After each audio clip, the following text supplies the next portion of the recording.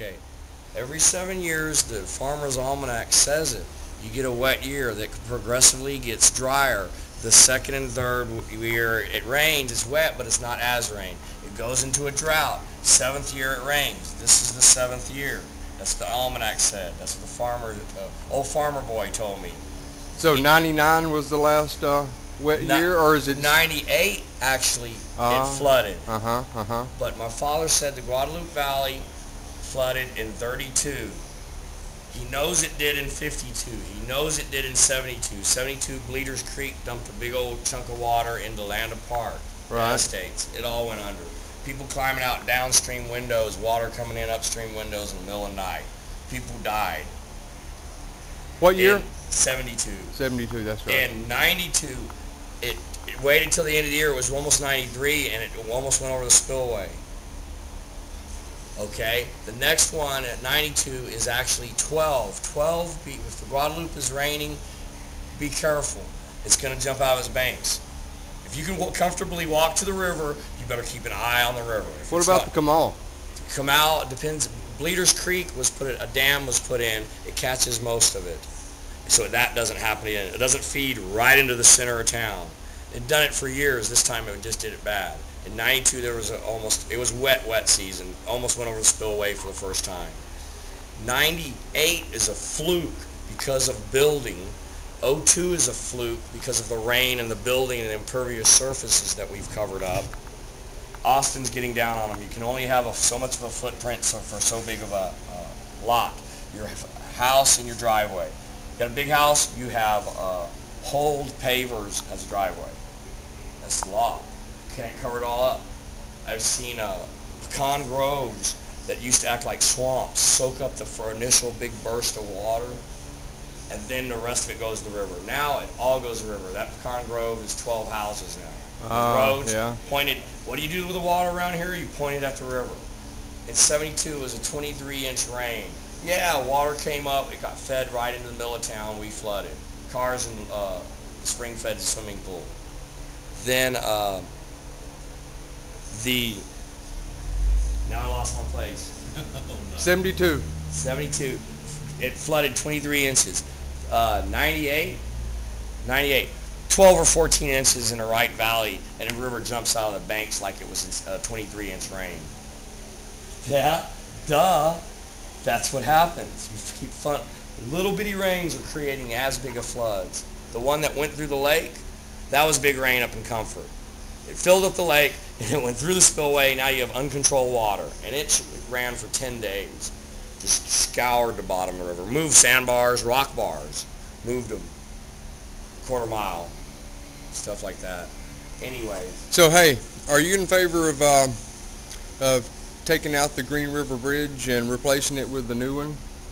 Yes, because other than the fact that it's dangerous, it doesn't comply with all the TxDOT rules. No walkway, no shoulder, skinny lanes.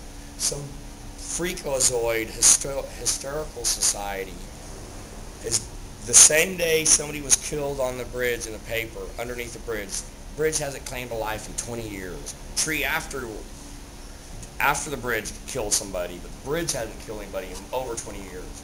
It kills somebody, and this guy in his article, the drowning in his article, he's opposing it. He's going to throw a wrench in it, and it's not going to happen until 2009. It's bullshit. He should sit there at 5 o'clock at Green Bridge and look at the people. It hasn't been an issue lately. The water's been low. And it's been an issue lately. People are getting hurt. You know, the guy's an idiot. It was going to happen this winter. They were going to be finished before the next season. Has it had anything to do with the guides? Is that the problem? Is that part of the problem, or what? What do you mean now?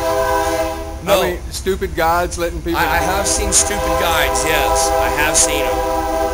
You're not naming any names. I'm not not naming asking any for that, names. but, Not naming any names. I have seen some stupid guides. I've seen a lot of people get real lucky. What do you do if somebody falls out of your boat and they want to grab on your boat? At the top of Green, they're going to suck me into the bridge. Okay, once somebody's hanging on the side of my boat, I have no maneuverability. I also have 3 or 4 other people depending on that. I know what I'm doing. So I tell the people at the top of Green, this has killed someone. People get sucked under it.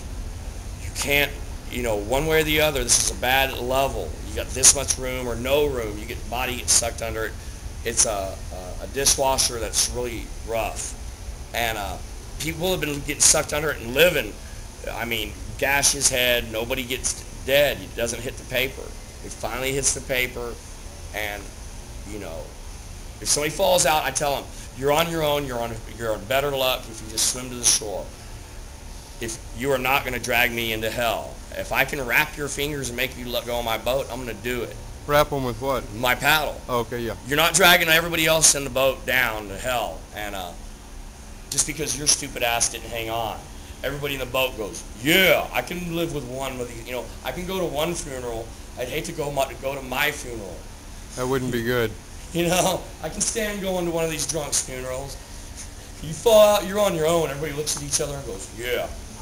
So, in conclusion, about the rainy. The rainy season. 2012 is the next big flood. Watch out. It'll be a rainy season. That year or somewhere near it. What about this year? We're not going to have a flood? Oh, we're going to get all of these sporadic little 98s and 02s. The more building, there's more houses going up. I can see them from the river. Used to, 20 years ago, you couldn't see 2 houses from First Crossing to Green Bridge. 3.5 miles. Now they're all over the place. There's roads. I know there's roads. Roads mean channel it at the river. Let me ask you this. What advice would you give people who want to get on the river during this rainy year? Take a guide. A good Somebody guide. that works there and does it every day. Uh-huh. And I can do it in the dark with my eyes closed by the sound of the river. I've done it before. Night trip, overcast. We had a full moon. Overcast came in. Luckily, everybody was a guide and we would be floating along. Because there's big flat spots. You hear it coming. You know which one it is. You know where you're supposed to be. You get over on the left side of the river and you hear a ripple and you go, I should be a little closer to that ripple. And you line up that way. I couldn't see the front of the boat, 12 foot. But everybody was a guide. It's no big. I did it so much this last 2 months that I had it down pat. I had this high water down to memory, just like I used to have 1200. Know every rock, every wave. I put the left of my boat in this little white water right here, and it holds me off this tree over here. It releases me, and I go by the tree and hit that wave at Slumber Falls. Nobody does nothing. I have 1,300 pounds of people and boat. I touch the water 5 times. A couple of strokes, a quick back paddle, swing the front end. I keep my weight up front. That's my pivot point. I move that point everywhere. Or I take it and I sling it and then use the kinetic energy. I had to do that a long time ago.